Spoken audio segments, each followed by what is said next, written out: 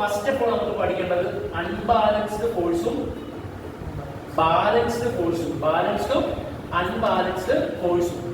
Balanced force എന്ന് പറഞ്ഞാൽ നോക്കിക്കോണം, ഒരു കട്ട അല്ലെങ്കിൽ ഒരു ബ്രിക്ക്, അതിൻ്റെ അകത്തോട്ട് ഒരു 10 ന്യൂട്ടൺ ഫോഴ്സ് ഇങ്ങോട്ടും ഒരു 10 ന്യൂട്ടൺ ഫോഴ്സ് ഇങ്ങോട്ടും കൊടുത്തെന്ന് വെച്ചോ. 10 10 എന്താ 20. പക്ഷേ ഇവിടെ നോക്കുമ്പോൾ നമുക്കറിയാം ഫോഴ്സ് എന്ന് പറയുന്നത് ഒരു വെക്റ്റർ ക്വാണ്ടിറ്റിയാണ്. ഡയറക്ഷൻ കൂടെ നോക്കണം. 10 10 കൂട്ടുമ്പോൾ 20 ആണെന്ന് നോക്കും നമ്മൾ. പക്ഷേ ഫോഴ്സ് ആണ് അപ്ലൈ ചെയ്തത്. 10 ന്യൂട്ടൺ ഫോഴ്സ് ഇങ്ങോട്ടും 10 ന്യൂട്ടൺ ഫോഴ്സ് ഇങ്ങോട്ടും ആണ് കൊടുത്തത്. എടാ അപ്പൊ ഇതിന് ഡയറക്ഷൻ ഉള്ളതുകൊണ്ട് ഇപ്പം നമ്മുടെ മമ്മു പിടിച്ച് ഇങ്ങോട്ട് തള്ളി, ഫിസാം പിടിച്ച് ഇങ്ങോട്ടും തള്ളി, ഇത് അനങ്ങല. ഈ ഡെസ്ക് രണ്ടും 10 ന്യൂട്ടൺ വീതമാണെങ്കിൽ എന്ത് ചെയ്യല? അനങ്ങല. സോ എഫക്റ്റീവ് ഫോഴ്സ് എത്രയാ? 0 ന്യൂട്ടൺ. എഫക്റ്റീവ് ഫോഴ്സ് എത്രയാ? 0 ന്യൂട്ടൺ. അപ്പൊ ബാലൻസ്ഡ് ഫോഴ്സ് എന്ന് പറഞ്ഞാൽ എന്താ? ഒരു ബോഡിയിൽ ആക്ട് ചെയ്യുന്ന മൊത്തം ഫോഴ്സിനെ കൂട്ടി കഴിയുമ്പോൾ ടോട്ടൽ ഫോഴ്സ് എത്രയാവും? 0. എത്രയാവും? 0. അതിനെയാണ് എന്തെന്ന് പറയുന്നത്? Balanced force. ഇനി അൺബാലൻസ്ഡ് ഫോഴ്സ് നോക്കിക്കോ. അൺബാലൻസ്ഡ് ഫോഴ്സ് എന്ന് പറഞ്ഞാൽ ഇപ്പൊ അതേ ഒരു കട്ട, ആ കട്ടയിൽ പിടിച്ച് ഞാൻ ഇവിടെ ഒരു 10 ന്യൂട്ടൺ കൊടുത്തു, ഇവിടെ ഒരു 10 ന്യൂട്ടൺ കൊടുത്തു, രണ്ട് 10 ന്യൂട്ടൺ ഒരേ ഡയറക്ഷനിൽ കൊടുക്കുന്നതുകൊണ്ട് ടോട്ടൽ 20. ടോട്ടൽ ന്യൂട്ടൺ എത്രയാ? 20 ന്യൂട്ടൺ. പക്ഷേ അപ്പോൾ 20 ന്യൂട്ടൺ കൊടുത്താൽ ഇവിടെ അനങ്ങുമോ അനങ്ങാതിരിക്കുമോ? സോ ഇത് എന്ത് ഫോഴ്സാ? Unbalanced force. അപ്പൊ അൺബാലൻസ്ഡ് ഫോഴ്സിനെ എന്ത് പറ്റത്തുള്ളൂ? അൺബാലൻസ്ഡ് ഫോഴ്സിനെ എന്ത് പറ്റത്തുള്ളൂ? അപ്പോൾ അൺബാലൻസ്ഡ് ഫോഴ്സിനെ നമുക്ക് എന്ത് ചെയ്യാൻ പറ്റുള്ളൂ? മൂവ് ചെയ്യാൻ പറ്റിപ്പിക്കത്തുള്ളൂ. അൺബാലൻസ്ഡ് ഫോഴ്സിനെ നമുക്ക് എന്തെങ്കിലും എഫക്റ്റ് ഉണ്ടാക്കാൻ പറ്റത്തുള്ളൂ. മറ്റേത് നമുക്ക് എന്ത് ചെയ്യൂല? മറ്റേതിൻ്റെ അകത്ത് എക്സ്റ്റേണൽ ഫോഴ്സ് ടോട്ടൽ ആക്ട് ചെയ്യുന്നത് എത്രയായിരിക്കും? 0. അതുകൊണ്ട് ആ സംഭവം എന്ത് ചെയ്യല? അനങ്ങുകയല്ല. അതുകൊണ്ട് ആ സാധനം എന്ത് ചെയ്യല? അനങ്ങുകയല്ല. സോ നിങ്ങൾ പറയുക ബാലൻസ്ഡ് ആണോ അൺബാലൻസ്ഡ് ആണോ എന്ന് പറയുക. ഇത് 10 ന്യൂട്ടൺ ഇങ്ങോട്ട്, 10 ന്യൂട്ടൺ ഇങ്ങോട്ട്, 10 ന്യൂട്ടൺ ഇങ്ങോട്ട്. Balanced or unbalanced? അൺബാലൻസ്ഡ്. ഇത് അൺബാലൻസ്ഡ്. കാരണം ഇത് 10 10 എന്തായി പോയി? 0. പക്ഷെ ഇവിടത്തെ ആക്ട് ചെയ്യുന്നുണ്ട്, അതുകൊണ്ട് അൺബാലൻസ്ഡ്. ഇങ്ങോട്ട് കൂടെ ആക്ട് ചെയ്താൽ ബാലൻസ്ഡ്. ഇതേതാ? ബാലൻസ്ഡ്. ബാലൻസ്ഡ് ഫോഴ്സ് അല്ലേ? അതെ. ഇനി ഞാൻ വേറെ ഒരെണ്ണം തരാം. ഇങ്ങോട്ട് ഞാൻ 10 ന്യൂട്ടൺ ഈ സ്പ്രിങ്ങിനെ തള്ളി, ഇതും 10 ന്യൂട്ടൺ. ബാലൻസ്. ഇതേതാ? ബാലൻസ്. പക്ഷെ ഇങ്ങോട്ട് കൂടെ ഒരു 10 കൊടുത്താലോ? അൺബാലൻസ്. ഇതോ? ബാലൻസ്. എന്ത് ഫോഴ്സ് ആയി? ബാലൻസ്. അപ്പൊ ബാലൻസ്ഡ് അൺബാലൻസ്ഡ് കൺസെപ്റ്റ് മനസ്സിലായി. അപ്പൊ എക്സ്റ്റേണൽ ഫോഴ്സ് ടോട്ടൽ കൂട്ടുന്നത് 0 ന്യൂട്ടൺ ആണ് കിട്ടുന്നതെങ്കിൽ എന്തായിരിക്കും? ബാലൻസ്ഡ്. എക്സ്റ്റേണൽ ഫോഴ്സ് മൊത്തം 0 അല്ല, അതിനകത്ത് ഒരു ഫോഴ്സ് അതിനകത്ത് ആക്ട് ചെയ്താൽ അതിനെ എന്തെന്ന് ഫോഴ്സ്. ഏതിനാണ് ഒരു വസ്തുവിനെ നീക്കാൻ പറ്റുന്നത്? ബാലൻസ്ഡ് ആണോ അൺബാലൻസ്ഡ്? എല്ലാം അൺബാലൻസ്ഡ്. അടുത്ത ഇനി കേട്ടോണം, വേറൊരു കൺസെപ്റ്റിലേക്ക് പോവുക. വേറെ രണ്ട് രീതിയിൽ നമുക്ക് ഫോഴ്സിനെ പറയാൻ പറ്റും. ഒന്നാമത്തേന്ന് പറഞ്ഞാൽ എക്സ്റ്റേണലും, രണ്ടാമത്തേന്ന് പറഞ്ഞാൽ ഇന്റേണൽ. എക്സ്റ്റേണലിനായിരിക്കും ഒരു വസ്തുവിനെ അനക്കാൻ പറ്റുന്നത്, ഇന്റേണലിനായിരിക്കും എക്സ്റ്റേണൽ. എന്തായിരിക്കും? എക്സ്റ്റേണൽ. ഞാനൊരു കാര്യം പറഞ്ഞുതരാം. നമ്മുടെ മമ്മു കാറിന്റെ സ്റ്റിയറിംഗ് ആണ് നോക്കുക. കാറിന്റെ സ്റ്റിയറിംഗ് പിടിച്ച് മമ്മു എന്ത് ചെയ്യുക? തിരിച്ചോണ്ടിരിക്കുക. അല്ലെങ്കിൽ തിരിച്ചോണ്ടിരിക്കുക, അല്ലെങ്കിൽ തള്ളിക്കൊണ്ടിരിക്കുക. കാറിന്റെ സ്റ്റിയറിംഗ് പിടിച്ച് തള്ളിക്കൊണ്ടിരുന്നു. കാർ അനങ്ങുമോ? കാർ അനങ്ങുമോ? ഇല്ല. കാറ് അനങ്ങുകയല്ല. കാരണം ഈ സാധനം അനങ്ങുകയല്ല. നമുക്ക് അതുകൊണ്ട് ഈ ഒരു എക്സാമ്പിൾ വെച്ചിട്ട് നമുക്ക് ഇന്റേണൽ ഫോഴ്സ് പഠിച്ചു വെക്കാം. ഇത് ഇന്റേണലി തള്ളിക്കൊണ്ടിരുന്നത് അനങ്ങുമോ? ഇല്ല.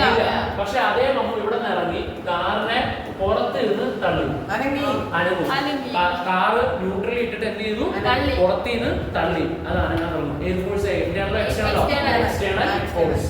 സോ ഒരു വസ്തുവിനെ നീക്കണമെങ്കിൽ ഏത് ഫോഴ്സ്? അല്ലെങ്കിൽ ഇങ്ങനെ പറയാം, എക്സ്റ്റേണൽ ഫോഴ്സ് ഉണ്ടെങ്കിലേ നമുക്ക് മൊമെന്റത്തിൽ എന്ത് ചേഞ്ച് കൊണ്ടുവരാൻ പറ്റത്തുള്ളൂ. മൊമെന്റത്തിൽ അല്ലെങ്കിൽ എന്ത് കൊണ്ടുവരാൻ പറ്റില്ല? ചേഞ്ച് കൊണ്ടുവരാൻ പറ്റില്ല. മൊമെന്റ് എന്താണെന്നുള്ളത് നമുക്ക് ഇപ്പൊ തന്നെ പഠിക്കാം. സോ ബാലൻസ്ഡ് ഫോഴ്സ് പഠിച്ചു, അൺബാലൻസ്ഡ് ഫോഴ്സ് പഠിച്ചു, ഇന്റേണൽ ഫോഴ്സും എക്സ്റ്റേണൽ ഫോഴ്സും പഠിച്ചു. അടുത്തതാണ് നമ്മൾ ഇനി പഠിക്കാൻ പോകുന്നത്. ഓർഡറിൽ പോകുമ്പോൾ അടുത്തായിട്ട് നമുക്ക് പഠിക്കാനുള്ള ഇനേർഷ്യ. എന്താ? ഇനേർഷ്യ. ഇനേർഷ്യ എന്ന് പറഞ്ഞാൽ ഇവിടെ കേട്ടോണം, നമ്മുടെ ആദ്യം ഇവിടെ തന്നെ ഇരിക്കുമായിരുന്നു, ഒരു സ്ഥലത്ത് അല്ലെങ്കിൽ നിൽക്കുമായിരുന്നു. ഒരു സ്ഥലത്ത് നിൽക്കുമായിരുന്നു, ആ ആദിലിന് അവിടെ തന്നെ നിൽക്കാനാണ് അവന് ഇഷ്ടം. ഒരു റെസ്റ്റിൽ ഇരിക്കുന്ന വസ്തു റെസ്റ്റിൽ തന്നെ തുടരാനാണ് ടെൻഡൻസി. ഇനി ഇവൻ ഒരു ഫുട്ബോളിനെ തൊഴിച്ചു വിട്ടു. ആ ഫുട്ബോൾ തൊഴിച്ചു വിട്ടാൽ അക്കോർഡിംഗ് ടു ന്യൂട്ടൺ ഒരിക്കലും നിൽക്കാതെ എന്ത് ചെയ്യും? പൊക്കോണ്ടിരിക്കും. പക്ഷേ നമ്മുടെ ഇവിടത്തെ കുറെ എക്സ്റ്റേണൽ ഫോഴ്സ് ആക്ട് ചെയ്യുന്നതുകൊണ്ട് നിൽക്കും. ഏതൊക്കെ എക്സ്റ്റേണൽ ഫോഴ്സ്? ഫ്രിക്ഷൻ. ഏതാ? ഫ്രിക്ഷൻ, എയർ ഫ്രിക്ഷൻ, പിന്നെ ഗ്രൗണ്ടിൽ നിന്നുള്ള ഫ്രിക്ഷൻ, പിന്നെ താഴത്തോട്ട് വലിക്കുന്ന ഗ്രാവിറ്റി. ഇതൊക്കെ കാരണമാണ് നിൽക്കുന്നത്. പക്ഷെ ന്യൂട്ടൺ പറഞ്ഞത് എന്താണെന്ന് വെച്ചാൽ വേറെ ഒരു എക്സ്റ്റേണൽ ഫോഴ്സും ആക്ട് ചെയ്തില്ലെങ്കിൽ ഈ സാധനം നിൽക്കുവോ? നിൽക്കാതെ എന്ത് ചെയ്തോണ്ടിരിക്കും? പൊക്കോണ്ടേയിരിക്കും. നിൽക്കുകയില്ല, അതങ്ങനെ എന്ത് ചെയ്തോണ്ടിരിക്കും? പൊക്കോണ്ടേയിരിക്കും. എപ്പ വരെ? ഒരു എക്സ്റ്റേണൽ ഫോഴ്സ് ആക്ട് ചെയ്യുന്നത് വരെ എന്ത് ചെയ്തോണ്ടിരിക്കും? പൊക്കോണ്ടേയിരിക്കും. സോ ഇനേർഷ്യ എന്ന് പറഞ്ഞാൽ റെസ്റ്റിൽ ഇരിക്കുന്ന ഒരു വസ്തുവിന് റെസ്റ്റിൽ തന്നെ തുടരാനുള്ള ടെൻഡൻസി, അല്ലെങ്കിൽ മോഷനിൽ ഇരിക്കുന്ന ഒരു വസ്തുവിന് മോഷനിൽ തന്നെ തുടരാനുള്ള ഒരു ടെൻഡൻസിനെയാണ് എന്തെന്ന് പറയുന്നത്? ഇനേർഷ്യ എന്ന് പറയുന്നത്. അപ്പൊ നിങ്ങൾ പറയുക, ഇനേർഷ്യ മാറ്റണമെങ്കിൽ എന്ത് കൊടുക്കണം? എക്സ്റ്റേണൽ ഫോഴ്സ് കൊടുക്കണം. സോ ഇനേർഷ്യ എന്ന് പറയുന്ന ആ ഒരു വസ്തു എന്താണെന്ന് ചോദിച്ചാൽ നിങ്ങൾ പറയേണ്ടത് a body at rest continue at rest. A body in motion will continue in the uniform motion. അതിനെയാണ് എന്ന് പറയുന്നത് ഇനേർഷ്യ. അല്ലെങ്കിൽ inability of a body to change the state. രണ്ട് രീതിയിലാണ് നമുക്ക് ഈ ചാപ്റ്ററിൽ പഠിക്കാനുള്ളത്. അവസ്ഥ ഏതൊക്കെയാ? ഒന്നല്ലെങ്കിൽ റെസ്റ്റ്, അല്ലെങ്കിൽ മോഷൻ. റെസ്റ്റിൽ ഇരിക്കുന്ന ആ ബോഡിക്ക് റെസ്റ്റിൽ നിന്ന് സ്വന്തമായിട്ട് എന്ത് ചെയ്യാൻ പറ്റില്ല? മോഷനിൽ ഏർപ്പെടാൻ പറ്റില്ല. മോഷനിലുള്ള ബോഡിക്ക് എന്ത് ചെയ്യാനും പറ്റില്ല? റെസ്റ്റിലോട്ട് പോകാനും പറ്റത്തില്ല. മനസ്സിലായോ? റെസ്റ്റിലിരിക്കുന്ന ബോഡി മോഷനിലാണെങ്കിൽ എന്ത് കൊടുക്കണം? ഫോഴ്സ് കൊടുക്കണം. മോഷനിലുള്ള ബോഡി റെസ്റ്റിലാകാനും എന്ത് കൊടുക്കണം? ഫോഴ്സ് കൊടുക്കണം. അപ്പൊ ഇനേർഷ്യ എന്ന് പറഞ്ഞാൽ റെസ്റ്റിലുള്ള ബോഡി റെസ്റ്റിൽ തന്നെ തുടരാനുള്ള ടെൻഡൻസി, അല്ലെങ്കിൽ മോഷനിലുള്ള ബോഡി മോഷനിൽ തന്നെ തുടരാനുള്ള ടെൻഡൻസിനെയാണ് എന്ന് പറയുന്നത് ഇനേർഷ്യ. ഇനേർഷ്യ മാറ്റണമെങ്കിൽ ആരെ കൊടുക്കണം? അതിനെയാണ് ഫസ്റ്റ് ലോ ഓഫ് മോഷൻ എന്ന് പറയുന്നത്. എന്താ പറയുന്നത്? First law of motion. അതുകൊണ്ട് തന്നെ ഫസ്റ്റ് ലോ ഓഫ് മോഷൻ നമ്മൾ എന്തെന്ന് വിളിക്കും? ലോ ഓഫ് ഇനേർഷ്യ, അല്ലെങ്കിൽ first law of motion. First law of motion അല്ലെങ്കിൽ എന്താ? Law of inertia. First law of motion അല്ലെങ്കിൽ എന്താ? Law of inertia. എന്താണെന്ന് പറഞ്ഞാൽ റെസ്റ്റിലിരിക്കുന്ന ബോഡി റെസ്റ്റിൽ തന്നെ തുടരും, മോഷനിലിരിക്കുന്ന ബോഡി എന്തിൽ തന്നെ തുടരും? മോഷനിൽ തന്നെ തുടരും. എപ്പോൾ വരെ? എക്സ്റ്റേണൽ ഫോഴ്സ് കിട്ടുന്നത് വരെയും അങ്ങനെ തന്നെ തുടരും. അതിനാണെന്ന് പറയുന്നത് ഇനേർഷ്യ, ലോ ഓഫ് ഇനേർഷ്യ. അല്ലെങ്കിൽ അതിനെ വേറെ വിളിക്കുന്ന പേര് ഫസ്റ്റ് ലോ അല്ലെങ്കിൽ ഏതാ? Law of inertia. അപ്പോൾ ഫസ്റ്റ് ലോ ഓഫ് ഇനേർഷ്യക്ക് ആരാ പറഞ്ഞത്? ന്യൂട്ടൺ. ന്യൂട്ടൺ എത്ര ചലന നിയമം പറഞ്ഞതെന്ന് അറിയാം? 3. അതിൽ ഒന്നാമത്തെ ലോ ഓഫ് ഇനേർഷ്യ എന്ന് അറിയുന്നു. ഇതിനെ ലോസ് ഓഫ് മോഷൻ എന്നാണ് വിളിക്കുന്നത്. ആ ലോസ് ഓഫ് മോഷനിലെ ഫസ്റ്റ് ലോ എന്തെന്ന് വിളിക്കും? Law of inertia. ഇനേർഷ്യ എന്താ? റെസ്റ്റിലിരിക്കുന്ന ബോഡി റെസ്റ്റിൽ തന്നെ തുടരും, മോഷനിലുള്ള ബോഡി മോഷനിൽ തന്നെ തുടരും. എപ്പോ വരെ? എക്സ്റ്റേണൽ ഫോഴ്സ് കൊടുക്കുന്നവിടം വരെ. ആ എക്സ്റ്റേണൽ ഫോഴ്സ് ആയിരിക്കണം, ഇന്റേണൽ ആയിരിക്കില്ല. ഏതായിരിക്കണം? എക്സ്റ്റേണൽ ഫോഴ്സ് കൊടുത്താലേ ആ ചേഞ്ച് ഉണ്ടാവുള്ളൂ. അപ്പൊ ഇനേർഷ്യ എന്താന്ന് ചോദിച്ചാൽ എന്ന് പറയും? ബോഡി റെസ്റ്റിലും മോഷനിൽ തുടരാനുള്ള ടെൻഡൻസിനെയാണെന്ന് പറയുന്നത് ഇനേർഷ്യ. അല്ലെങ്കിൽ വേറെ രീതിക്ക് പറഞ്ഞാൽ inability of a body to change the state. ഒരു വസ്തുവിന്റെ സ്റ്റേറ്റ് ചേഞ്ച് ചെയ്യാൻ അതിന് പറ്റാതെ വരും. അതിനെ നമുക്ക് എന്തെന്ന് വരാം? ഇനേർഷ്യ. അപ്പൊ ഇനേർഷ്യ എന്ന് പറയുന്നത് വെച്ചിട്ടാണ് നമ്മൾ ഫസ്റ്റ് ലോ പഠിക്കേണ്ടത്. ഓക്കെ അല്ലേ? ഫസ്റ്റ് എന്താ? അപ്പൊ വീണ്ടും റിപ്പീറ്റ് ചെയ്യുക. ലോ ഓഫ് ഇനേർഷ്യ എന്താണ്?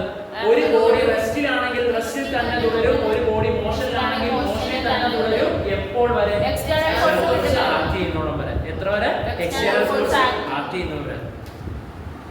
എക്സ്റ്റേണൽ ഫോഴ്സ് ആക്ട് ചെയ്യുന്നോളം വരെ. ഇനി കേട്ടോ, ഇനേർഷ്യയും മാസും തമ്മിലുള്ള ബന്ധമാണ് ടെക്സ്റ്റിൽ നമുക്ക് അടുത്ത പഠിക്കാനുള്ള. ആരുടെ തമ്മിലാ? ഇനേർഷ്യയും മാസും. എടാ, ഒരു പയ്യൻ, ആ പയ്യൻ ഇത്ര ഉണ്ടായിരുന്നു, അവന്റെ മാസ് വളരെ കൂടുതലായിരുന്നു. മാസ് 80 കിലോഗ്രാം ഉണ്ടായിരുന്നു. മാസ് എത്ര കിലോഗ്രാം? 80 കിലോഗ്രാം. വേറൊരു പാവം പയ്യൻ, അവന്റെ മാസ് ആകെ 45 കിലോഗ്രാം. ഇവർ രണ്ടുപേരും റെസ്റ്റിലായിരുന്നു. എന്തിലായിരുന്നു? റെസ്റ്റിലായിരുന്നു. ഇവർ രണ്ടുപേരും ഇനിഷ്യലി റെസ്റ്റ് ചെയ്തിട്ട് എന്ത് ചെയ്തെന്നറിയോ? ഒരുത്തൻ പോയി സെയിം ഫോഴ്സിൽ തള്ളി. സെയിം ഫോഴ്സിൽ തള്ളിയാൽ പെട്ടെന്ന് മോഷനിലേക്ക് ആകാൻ, അതായത് തള്ളി തെറിച്ചു പോകാൻ 45-നാണ് പറ്റുന്നത്. മാസ് കുറവാ. അതുകൊണ്ട് നമുക്ക് പറയാം മാസ് കുറഞ്ഞാൽ ഇനേർഷ്യ കുറയും. ആ ഇനേർഷ്യ കുറവുള്ളത് കൊണ്ടാണ് പെട്ടെന്ന് ഇവൻ മൂവ് ചെയ്തത്. ഞാൻ ഒന്നുകൂടെ പറഞ്ഞുതരാം. ഇവന് 45 കിലോഗ്രാം ഉള്ളായിരുന്നു, അതിന് മാസ് കുറവ്, ഇനേർഷ്യ കുറവ്. ഇനേർഷ്യ കുറവെന്ന് പറഞ്ഞാൽ എന്താ? റെസ്റ്റിലല്ല രണ്ടുപേരും. റെസ്റ്റിലിരിക്കുന്ന ഈ ബോഡിക്ക് എന്തി തുടരാനുള്ള ടെൻഡൻസി ഉണ്ട്, റെസ്റ്റിൽ തന്നെ തുടരാനുള്ള ടെൻഡൻസി ഉണ്ട്. പക്ഷെ ആ ടെൻഡൻസി കൂടുതലുള്ള ആർക്കാ? മാസ് കൂടിയുള്ള ആൾക്ക്. ആർക്കാ? മാസ് കൂടിയുള്ള ആൾക്ക് എന്ത് കൂടുതൽ? ഇനേർഷ്യ ഓഫ് റെസ്റ്റ് കൂടുതൽ. ഇവൻ ഇനേർഷ്യ ഓഫ് റെസ്റ്റ് കുറവ്. അതുകൊണ്ടാണ് അവൻ പെട്ടെന്ന് എന്ത് ചെയ്യുന്നത്? തെറിച്ചു പോകുന്നത്. പെട്ടെന്ന് അവനെ മോഷനിലാക്കാൻ പറ്റും. പക്ഷെ ഈ മാസ് കൂടിയവൻ എന്ത് ചെയ്യാൻ പറ്റിയല്ല? മോഷനിലാക്കാൻ പറ്റിയല്ല. വേറൊരു എക്സാമ്പിൾ, 10 കിലോഗ്രാം ഒരു കല്ല്, 2 കിലോഗ്രാം ഒരു കല്ല്. 10 കിലോഗ്രാം കല്ലിനെ നമ്മൾ എന്ത് ചെയ്തു? തള്ളി. 10 കിലോഗ്രാമിനെ തള്ളി. അതേ ഫോഴ്സ് 2 കിലോഗ്രാമിനെ തള്ളി. എവനാണ് കൂടുതൽ ഇനേർഷ്യയിലിരിക്കാൻ, റെസ്റ്റിലിരിക്കാൻ ടെൻഡൻസി കൂടുതൽ? 10 കിലോഗ്രാം. സോ അവനാണ് ഇനേർഷ്യ ഓഫ് റെസ്റ്റ് കൂടുതൽ. അതായത് ഇനേർഷ്യ ഓഫ് റെസ്റ്റോ ഇനേർഷ്യ ഓഫ് മോഷനോ കൂടുതലായിരിക്കും ആർക്ക്? മാസ് കൂടിയാൽ. മനസ്സിലായോ? മാസ് കൂടുതലുള്ള ആൾക്ക് എന്ത് കൂടുതലായിരിക്കും? ഇനേർഷ്യ കൂടുതലായിരിക്കും. മനസ്സിലായോ? അതുകൊണ്ട് തന്നെ ഇവനും സെയിം ഫോഴ്സ് കൊടുത്താൽ ആരാദ്യം നീങ്ങും? 2 കിലോഗ്രാം. കാരണം അവൻ ഇനേർഷ്യ ഓഫ് റെസ്റ്റ് കുറവ്, ഇവൻ ഇനേർഷ്യ ഓഫ് റെസ്റ്റ് കൂടുതൽ. പിടികിട്ടിയോ? അടുത്തത്, ഈ 80 കിലോഗ്രാം ഉള്ള പയ്യൻ ഓടി വരുമായിരുന്നു. അവനുള്ള ഇനേർഷ്യ ഓഫ് മോഷൻ ആണോ ഇനേർഷ്യ ഓഫ് റെസ്റ്റ് ആണോ? മോഷൻ. ഇവനും ഓടി വരുമായിരുന്നു. രണ്ടുപേർക്കും ഒരേ മൊമെന്റം കൊണ്ടാണ് വരുന്നത്. ഒരേ മൊമെന്റം എന്താന്ന് ഞാൻ അടുത്ത ഇതിൽ പറഞ്ഞുതരാം, സെക്ഷനിൽ പറഞ്ഞുതരാം. ഒരേ മൊമെന്റത്തിലാണ് വരുന്നത്. ആ ഒരേ മൊമെന്റത്തിൽ വരുന്ന ഇവനെയും നിർത്താൻ ഒരേ ഫോഴ്സ് കൊടുക്കണം. ഒരേ മൊമെന്റം ആണെങ്കിൽ എന്ത് കൊടുക്കണം? ഒരേ ഫോഴ്സ് കൊടുത്താലേ നിൽക്കാൻ പറ്റുള്ളൂ. പക്ഷേ വേറൊരു കേസ് എടുക്കാം. ഇവനും ഓടി വരുന്നു. വേറെ ഒന്നും ആലോചിക്കണ്ട. നമുക്ക് ലോജിക്ക് വെച്ച് ചിന്തിക്കുമ്പോൾ ഏറ്റവും ആദ്യം പിടിച്ചു നിർത്താൻ പറ്റുന്നവന് 45. കാരണം അവന് ഇനേർഷ്യ ഓഫ് മോഷൻ കുറവാണ്, ഇവന് ഇനേർഷ്യ ഓഫ് മോഷൻ കൂടുതലാണ്. സോ അവന് എന്ത് ചേഞ്ച് ചെയ്യാനുള്ള, അല്ലെങ്കിൽ അവന്റെ ആ മോഷനിൽ നിന്ന് പിടിച്ച് റെസ്റ്റിലേക്ക് ആക്കാൻ നമ്മൾ കൂടുതൽ എന്ത് കൊടുക്കേണ്ട വരും? ഫോഴ്സ് കൊടുക്കേണ്ടി വരും. ഇവനോ? അതായത് ഇനേർഷ്യ ഓഫ് മോഷൻ കൂടുതലാക്കാം. മാസ് കൂടിയവന്, ഇവന് മാസ് കുറഞ്ഞവന് ഇനേർഷ്യ ഓഫ് മോഷൻ എന്തായിരിക്കും? കുറവായിരിക്കും. ചുരുക്കം പറഞ്ഞാൽ ഇനേർഷ്യ എന്ന് പറയുന്നത് കൂടും. എപ്പോ? മാസ് കൂടുമ്പോ. മാസ് കുറയുമ്പോ ഇനേർഷ്യ കുറയും. വേറൊരു എക്സാമ്പിൾ പറയട്ടെ. നമ്മൾ ഒരു കല്ലെറിഞ്ഞു, ഇത് വെച്ചിട്ട് നമുക്ക് പറയാം 10 കിലോഗ്രാം ഉള്ള കല്ലെറിഞ്ഞാൽ ആ കല്ലിന് എന്താ? Inertia of motion. അതുപോലെ തന്നെ 2 കിലോഗ്രാം ഉള്ള കല്ല് ഇനേർഷ്യ ഓഫ് മോഷൻ. പെട്ടെന്ന് പിടിച്ചു നിർത്താൻ പറ്റുന്ന അതായത് അവന്റെ ഇനേർഷ്യ ഓഫ് മോഷൻ കുറവായിരുന്നു ഇവനെക്കാട്ടിലും 10 കിലോഗ്രാം ഉള്ളതിനെക്കാട്ടിലും. മനസ്സിലായോ? മാസ് കൂടിയാൽ ഇനേർഷ്യ കൂടും. ഇനേർഷ്യ കൂടും. വേറെ സുമോഗുസ്തിക്കാരൻ കാണത്തില്ലേ? സുമോഗുസ്തിക്കാരനും വന്ന് നെഹാനും വന്നു. നെഹാന് മാസ് കുറവല്ലേ? സുമോഗുസ്തിക്കാരൻ എന്ത് കൂടുതലാ? മാസ് കൂടുതലാ.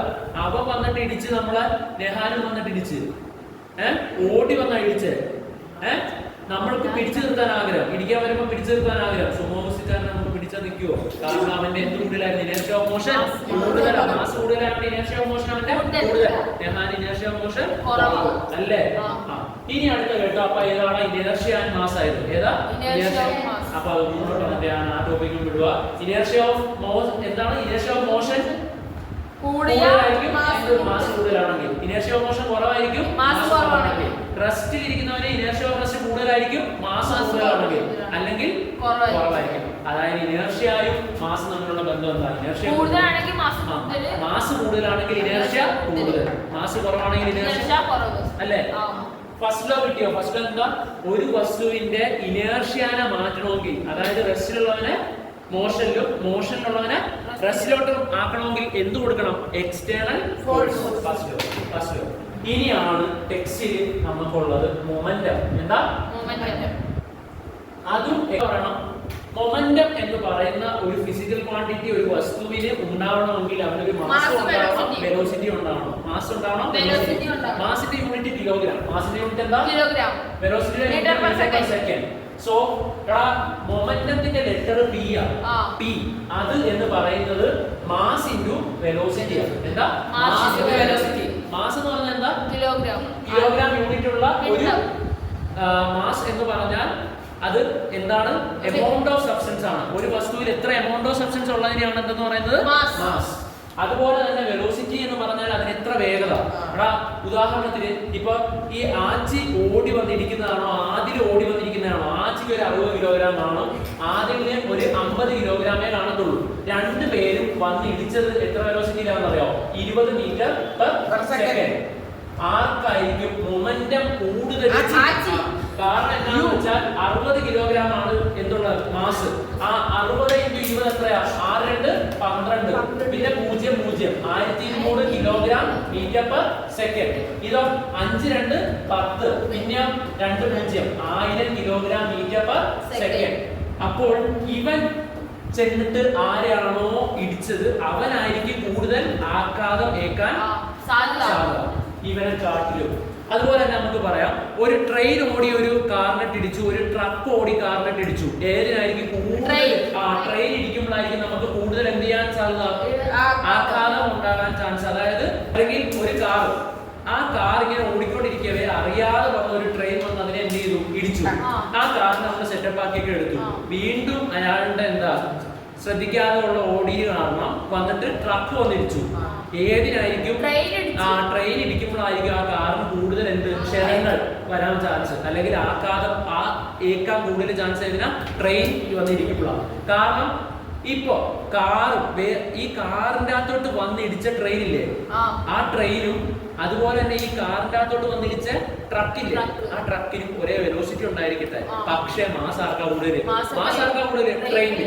അതുകൊണ്ട് ഉറപ്പായിട്ടും മൊമെന്റം കൂടുതലുള്ള ആർക്കാ? ട്രെയിനിന്. അതുകൊണ്ട് ആർക്കാണ് കൂടുതൽ എഫക്റ്റീവ് വന്നിരിക്കാൻ പറ്റുന്നത്? സോ അതാണ് മൊമെന്റം. മൊമെന്റം എന്ന് പറഞ്ഞാൽ എന്താ? m × v, mass into velocity. മാസിന്റെ യൂണിറ്റ് എന്താ? കിലോഗ്രാം.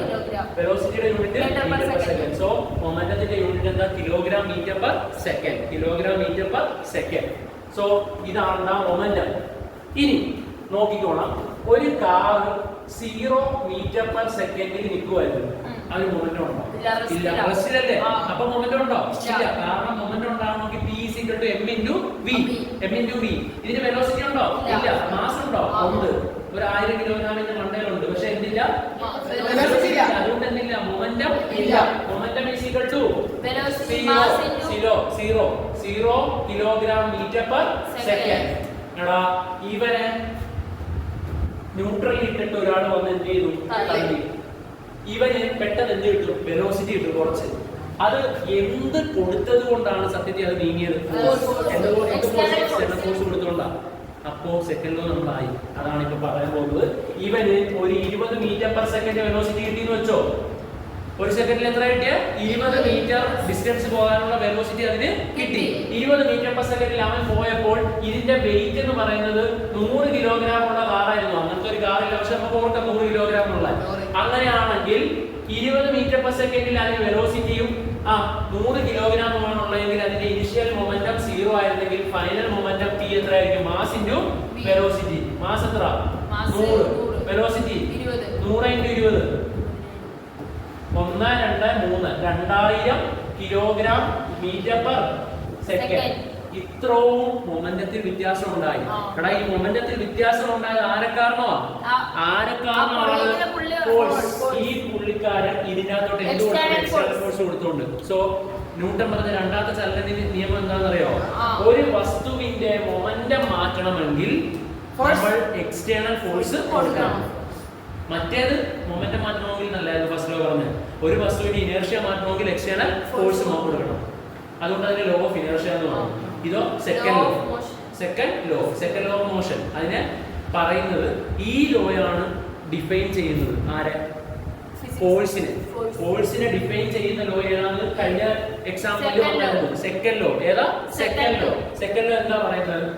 മൊമെന്റത്തിൽ വ്യത്യാസം സമയം പോവുകയല്ലേ. ഉറപ്പായിട്ടും ഇപ്പൊ എന്ത് പോയിട്ടുണ്ട്? സമയം പോയിട്ടുണ്ട്. എടാ സമയം പോകുന്നതിനനുസരിച്ച് മൊമെന്റത്തിൽ ചേഞ്ച് കൊണ്ടുവരണമെങ്കിൽ ഉറപ്പായിട്ടും external force. Second law of motion. ഏതാ? Second law of motion. Second law of മോഷനിൽ പറയുന്നത് എന്താണെന്ന് വെച്ചാൽ ഒരു എക്സ്റ്റേണൽ ഫോഴ്സ് കൊടുത്താലേ മൊമെന്റത്തിൽ എന്തുണ്ടാകത്തുള്ളൂ? ചേഞ്ച് ഉണ്ടാകത്തുള്ളൂ. മൊമെന്റത്തിൽ ചേഞ്ച് ഉണ്ടാകത്തുള്ളൂ. മൊമെന്റം ഇനിഷ്യൽ മൊമെന്റത്തിനെ നമുക്ക് എന്തെന്ന് വിളിക്കാം? ഇനിഷ്യൽ മൊമെന്റത്തിനെ നമുക്ക് m into u. m into u. Final മൊമെന്റത്തിനെ നമുക്ക് എന്തെന്ന് വിളിക്കാം? ഫൈനൽ മൊമെന്റം എന്തെന്ന് വിളിക്കാം? m into v. m into v. Initial മൊമെന്റത്തിനെ mu എന്ന് വിളിക്കാൻ കാരണം നമുക്കറിയാം u ഇനിഷ്യൽ വെലോസിറ്റിയാ, v എന്താ? ഫൈനൽ വെലോസിറ്റിയാ. ഫൈനൽ വെലോസിറ്റിയാ. So initial momentum mass into u and final momentum mass into v. Initial ചിലപ്പോൾ 0 ആയിരിക്കാം, അല്ലെങ്കിൽ 10 മീറ്റർ പെർ സെക്കൻഡിലായിരിക്കും അത് പോയിക്കൊണ്ടിരുന്നത്. നമ്മളൊരു ഫോഴ്സ് അപ്ലൈ ചെയ്യുമ്പോൾ ഒന്നല്ലെങ്കിൽ 10 പോയിക്കൊണ്ടിരുന്ന സാധനം ബ്രേക്ക് എന്ന് പറയുന്ന ഒരു ഫോഴ്സാണ്. അത് കൊടുക്കുമ്പോൾ വെലോസിറ്റി കുറയുവാണോ കൂടുവാണോ? കുറയുക. പക്ഷേ നമ്മൾ ആക്സലറേറ്റർ എന്ന് പറഞ്ഞ അത് ഈ കാലമർത്തി ഫോഴ്സ് കൊടുക്കുമ്പോൾ വെലോസിറ്റി കൂടും. സോ എയ്തർ വേ നമുക്ക് മൊമെന്റത്തിൽ ചേഞ്ച് ഉണ്ടാക്കണമെങ്കിൽ ഉറപ്പായിട്ട് എന്ത് കൊടുക്കണം? ഫോഴ്സ്. സോ അതാണ് സെക്കൻഡ് ലോ. എന്ത് കഴിയുമ്പോഴാണ് എന്ത് കടന്നു പോകും? ടൈം. എന്ത് കടന്നു പോകും? ടൈം. സോ ഇതാണ് ഇക്വേഷൻ. ഇതുമായിട്ട് റിലേറ്റ് ചെയ്തിട്ടുള്ള പ്രോബ്ലം എല്ലാ വർഷവും ചോദിക്കുന്നതാണ്. നോക്കിയേ, m into v minus u by t. അതെങ്ങനെയാ വന്നത് നോക്കിയേ. ഇത് ആക്സലറേഷന്റെ ഫോർമുല തന്നെയാ. m into v minus u by t യിൽ v minus u by t എന്ത് തന്നെയാ? ആക്സലറേഷൻ. നോക്കിയാൽ എങ്ങനെയാ വന്നത്? ഫൈനൽ മൊമെന്റം എന്താ? mv. ഇനിഷ്യൽ മൊമെന്റം എന്താ? mu. എന്ത് കഴിഞ്ഞു പോയി? സമയം കഴിഞ്ഞു പോയി. എന്ത് കഴിഞ്ഞു പോയി? സമയം കഴിഞ്ഞു പോയി. So f is equal to mv minus mu by t. mv minus mu by t. So നമുക്ക് പറയാം ഫോഴ്സ് എന്ന് പറയുന്നത് mass into velocity, final velocity minus mass into initial velocity by time. ഇതെന്താ നമ്മൾ നേരത്തെ കാണിച്ച എക്സ്പ്രഷനിൽ അല്ലെങ്കിൽ ഒരു എക്സാമ്പിൾ ഇല്ലായിരുന്നു? ആ എക്സാമ്പിളിൽ ഒരാൾ ആ കാറിനെ എന്ത് ചെയ്യുന്നതായിരുന്നു? തള്ളുന്നതായിരുന്നു. കാറിനെ തള്ളുന്ന എക്സാമ്പിൾ ആയിരുന്നു. ഇനിഷ്യലി കാറിന് ഉണ്ടായിരുന്നോ? മൊമെന്റം ഉണ്ടായിരുന്നോ? ഇല്ല, 0. അതാണ് ഇത് ഇനിഷ്യൽ മൊമെന്റം. ഫോഴ്സ് കൊടുത്തു കഴിഞ്ഞപ്പോൾ ആ കാർ എന്ത് ചെയ്തു? അനങ്ങി തുടങ്ങി. അപ്പോൾ ഉള്ള അതിന്റെ ഫൈനൽ മൊമെന്റം ആണ് mv. ഈ ചേഞ്ച് വരുത്താൻ ആരാ കൊടുത്തത്? ഫോഴ്സ്. ആ ചേഞ്ച് കൊടുത്തോണ്ടിരുന്നപ്പോൾ നമ്മുടെ സമയവും പോകുന്നുണ്ട്, സമയവും പോയിക്കൊണ്ടിരിക്കുന്നുണ്ട്. So rate of change of മൊമെന്റത്തിനെയാണ് നമ്മൾ എന്തെന്ന് വിളിക്കേണ്ടത്? ഫോഴ്സ്. എന്ത് ഫോഴ്സ്? External force. അതായത് മൊമെന്റത്തിൽ ടൈമിനനുസരിച്ചിട്ട് എന്ത് കൊണ്ടുവരണമെങ്കിൽ, ചേഞ്ച് കൊണ്ടുവരണമെങ്കിൽ ഉറപ്പായിട്ടും എക്സ്റ്റേണൽ ഫോഴ്സ് നമ്മൾ കൊടുക്കണം. ഇതാണ് ഇത് second law of motion. mv minus mu by t. mv minus mu by t. അല്ലെങ്കിൽ ചുരുക്കം പറഞ്ഞാൽ mv minus mu by t ആണ് എക്സ്റ്റേണൽ ഫോഴ്സ്. അതിൽ നിന്ന് m കോമൺ എടുത്താൽ എന്ത് കിട്ടും? v minus u by t. v minus u by t എന്താ? ആക്സലറേഷൻ. ഇതാണ് രണ്ടാമത്തെ ഇക്വേഷൻ. ഒന്നാമത്തെ ഇക്വേഷൻ നമ്മൾ കാണാൻ പഠിക്കേണ്ട f is equal to m into v minus u by t. രണ്ടാമത്തെ equation f is equal to ma. f is equal to ma. ma എന്ന് പറഞ്ഞാൽ എന്താ? Mass into acceleration. ഫോഴ്സിന്റെ യൂണിറ്റ് അറിയോ? SI unit. ഫോഴ്സിന്റെ ന്യൂട്ടൺ. ഏതാ? ന്യൂട്ടൺ. ഏതാ? Newton. അല്ലെങ്കിൽ പറയാം kilogram metre per second square. Kilogram metre per second square. ഇനി ഒരേ ഒരു ലോയും കൂടെ ഉള്ളൂ. ഏതാണെന്നറിയാം? അതാണ് third law of motion. Third law of motion മുമ്പ് നമുക്ക് ഒരു കാര്യം കൂടെ പറയാം. ക്രിക്കറ്റ് കളിക്കാർ ക്യാച്ച് പിടിക്കുന്ന എന്താ? ക്രിക്കറ്റ് കളിക്കാർ ക്യാച്ച് പിടിക്കുമ്പോൾ അവർ കുറച്ച് പുറകിലോട്ട് വലിക്കും. എന്തിനു വേണ്ടിയാണെന്നറിയാം? ടൈം കൂട്ടാൻ. എന്ത് കൂട്ടാൻ? ടൈം കൂട്ടിയാൽ ഫോഴ്സ് കുറയും. ടൈം കൂട്ടിയാൽ ഫോഴ്സ് കുറയും. ഇവിടെ വരുന്ന സാധനങ്ങൾ എങ്ങനെയാ? Inverse proportion. ഒന്ന് കൂടിയാൽ ഒന്ന് കുറയും. സോ ടൈം അവർ കൂട്ടിയിട്ടുണ്ടെങ്കിൽ ഫോഴ്സ് കുറയും. ടൈം കൂട്ടിയാൽ എന്ത് കുറയും? ഫോഴ്സ് കുറയും. അല്ലെങ്കിൽ പറയാം എന്താണെങ്കിലും മൊമെന്റം ക്രിക്കറ്റ് കളിക്കാരൻ ബോൾ ക്യാച്ച് ചെയ്യുമ്പോൾ അത് ആ ബോളിന്റെ മൊമെന്റം 0 ആവുമോ? ആകും അല്ലേ? കാരണം അതിന്റെ വെലോസിറ്റി എത്രയിലോട്ട് പോകും? വെലോസിറ്റി എത്രയിലേക്ക് പോകും? 0. അതുകൊണ്ട് മൊമെന്റം എന്തായാലും എന്ത് ചെയ്യും? 0ലേക്ക് വരും. ആ മൊമെന്റം ഒറ്റയടിക്ക് 0ലേക്ക് വരുന്നതാണോ നല്ലത്? പതിയെ 0ലേക്ക് കൊണ്ടുവരുന്നതാണോ നല്ലത്? പതിയെ 0ലേക്ക് കൊണ്ടുവന്നാൽ ടൈം കൂടും, ഫോഴ്സ് ഒറ്റയടിക്ക് 0ലേക്ക് കൊണ്ടുവന്നാൽ ടൈം വളരെ കുറവും.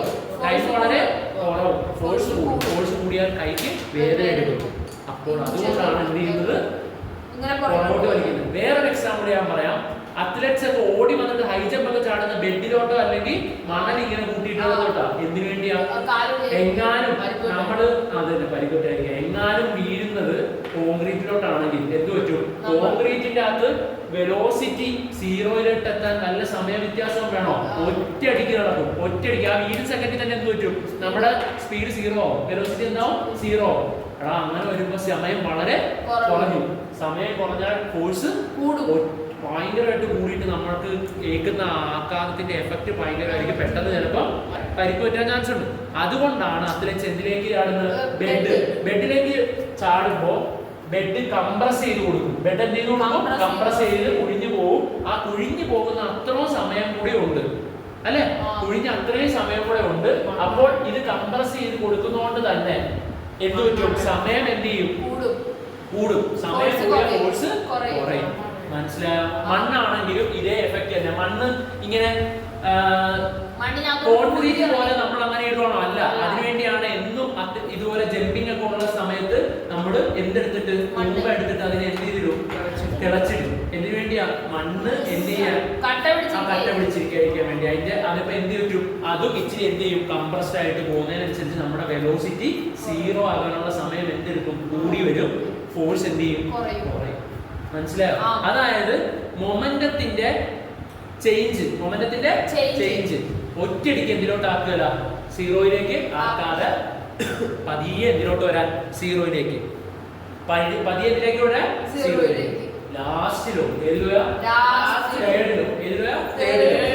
നോക്കിക്കോ. തേർഡ് ലോ ഓഫ് മോഷൻ എന്താ പറയുന്നതെന്ന് വെച്ചാൽ ഏറ്റവും സിമ്പിൾ ആയിട്ടുള്ള എല്ലാവർക്കും അറിയാവുന്ന third law. Every action has an equal and opposite reaction. എല്ലാ ഫോഴ്സിനും വേറെ അതിന്റെ ഓപ്പോസിറ്റ് ആയിട്ടും ഈക്വൽ ആയിട്ടുള്ള ഒരു ഫോഴ്സ് ഉണ്ടാവും. ഒരു ഉദാഹരണം പറഞ്ഞുതരാം. റോക്കറ്റ് ഏതാ?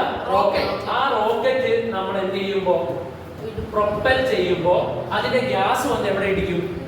നിലത്തിടിക്കും. അപ്പോ അതായത് ഭൂമിയിൽ ഇടിക്കും. ഭൂമി അതിനെ എന്ത് ചെയ്യും?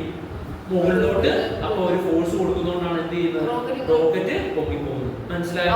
അപ്പോ എന്തുകൊണ്ട് നമ്മൾ പറഞ്ഞ ഈക്വൽ ഓപ്പോസിറ്റ് ഫോഴ്സ് ആണ്, എന്നാൽ ഇത് ടോട്ടൽ ഫോഴ്സ് സീറോ ആണോ? അല്ല. നമ്മൾ ആദ്യം പറഞ്ഞു ബാലൻസ്ഡ് ഫോഴ്സ് ആണെങ്കിൽ സീറോ വരണ്ടേ. പക്ഷെ ഇവിടെ ഈക്വൽ ഓപ്പോസിറ്റ് ഫോഴ്സ് ആണല്ലോ. പക്ഷെ ഇത് എന്ത് വരുന്നില്ല? സീറോ വരുന്നില്ല. എന്തുകൊണ്ടാണ്? രണ്ട് ഡിഫറെന്റ് ബോഡിയിൽ ആക്ട് ചെയ്യുന്നുണ്ടാവും. നേരത്തെ പറഞ്ഞത് ഒരു ടേബിളിന്റെ ഈ സൈഡിൽ നിന്നും 10 ന്യൂട്ടൺ വീതം കൊടുത്താൽ 0 ന്യൂട്ടൺ ആവുന്നല്ലേ. പക്ഷേ ഇവിടെ ഫോഴ്സ് ആക്ട് ചെയ്ത് ഒന്ന് ഭൂമിയിലും മറ്റേത് റോക്കറ്റിലും. എവിടെയാ? റോക്കറ്റിലും. രണ്ട് ഡിഫറെന്റ് ബോഡീസ് ആക്ട് ചെയ്തുകൊണ്ട് അതെന്താവില്ല? സീറോ ആവില്ല. വേറൊരു എക്സാമ്പിൾ ആണ്. നമ്മൾ ബോട്ടിൽ നിന്ന് പുറത്തേക്ക് വന്നു. ഇത് ലാൻഡ്. ഇവിടെ ബോട്ട് കിടക്കുക, ഇവിടെ വെള്ളം. ഒരു മനുഷ്യൻ അവന്റെ ഒരു കാര്യം ഇവിടെയും വെച്ചിട്ട് ഇറങ്ങുമ്പോൾ ബോട്ട് അങ്ങോട്ട് പോകും. നമ്മുടെ ഫോഴ്സ് എങ്ങോട്ടാ? ഇങ്ങോട്ടും. Two equal and opposite forces. But act ചെയ്യുന്ന ഒന്ന് ലാൻഡിലും മറ്റേത് ബോട്ടിലുമാണ്. ഒന്ന് ലാൻഡിലും ഒന്ന് ബോട്ടിലുമാണ്. അതുകൊണ്ട് എന്ത് ചെയ്യണം? എഫക്റ്റീവ്ലി അത് സീറോ ആവുകയില്ല. വേറൊരു ആപ്ലിക്കേഷൻ പറഞ്ഞുതരാം. ഒരു ഗണ്ണിന്റെ അകത്ത് ഒരു ബുള്ളറ്റ്. ആ ബുള്ളറ്റ് എന്ത് ചെയ്യുമ്പോ പുറത്തേക്ക് ഫയർ ചെയ്യുമ്പോ ഇവിടെ വന്ന ഒരു സംഭവം വന്ന് പയറി ശക്തിക്ക് ഇടിക്കും. ആ ശക്തിക്ക് ഇടിക്കുമ്പോ ഈ ബുള്ളറ്റ് എന്ത് ചെയ്യും? പുറത്തേക്ക് തെറിച്ചു പോകും. ആ ഒരു ഫോഴ്സിന്റെ അതേ എഫക്റ്റ് അല്ലെങ്കിൽ ഈ ഫോഴ്സ് ഈക്വലന്റ് ആയിട്ട് ഒരു ഫോഴ്സ് ആരിലും ഏൽക്കുന്നുണ്ട്? ഗണ്ണിലും. അതുകൊണ്ട് ഗണ്ണ് എങ്ങോട്ടേക്ക് പോകും? കുറച്ച് പുറകോട്ട് വരും. അതിനെയാണ് റീകോയിൽ ഓഫ് ഗൺ എന്ന് പറയുന്നത്. എന്താ പറയുന്നത്? Recoil of gun. എന്താ പറയുന്നത്? Recoil of gun.